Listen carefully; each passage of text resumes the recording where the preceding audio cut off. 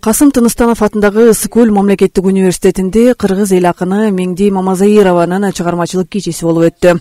Анда калемгер проза, поэзия жана драма жанрында акыркы жылдары жараткан эмгектери, чыгармачылыктын түйшүгү, коомдогу көйгөйлөр тууралуу окуу жайдын мугалимдери, студенттери жана жаш акын жазуучулар ортосунда ой бөлүштү.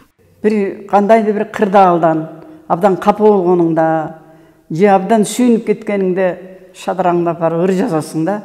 Ал деген ыр жазган деген бул эмоциянын, жан дүйнөнүн бир жарык учурлары болот, же караңгы учурлары болот да. Мен үчүн ошондой да.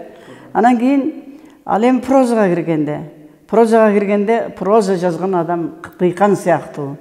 Баягы жерди айда урук сээп, сугарып, анын түшүмүн алгандай чечинип киресиң. Кайсы бир чоң нерсени аласың да. Бул өзү мен дайым айтып жүрөм, бул роман жазуу.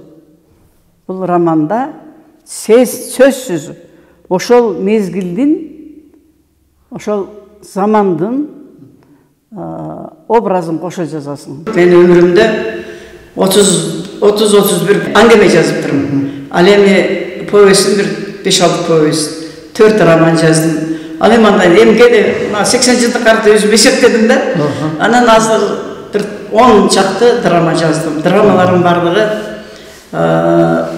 театрлардын баарына коюлду. Чыгармачылык кеченин жүрүшүндө Меңди Мамазаирова өзүнүн кийинки мезгилде жараткан Кайсар кыз аттуу мистикалык роман китебин кеченин катышуучуларына тартуу кылып, өз кол тамгасын калтырды.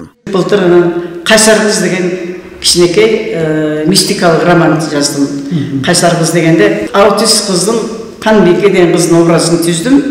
Мына эми Кудай буйруса азыр бир 15-тейди алып келдим. Китебим акыркы жаңы китебим ошол.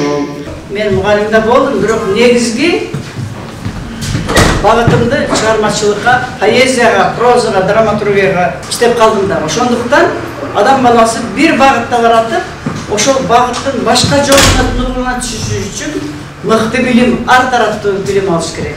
Улуттун музасына айланган эл акыны учурда 82 жашта болсо дагы калемин колунан түшүрбөй, бүгүнкү күндөгү окуяларды, ар кыл жанрдагы чыгармаларды жазып турат. Улуу талантка таазим кылган жаштар анын чыгармаларына терең баа беришти.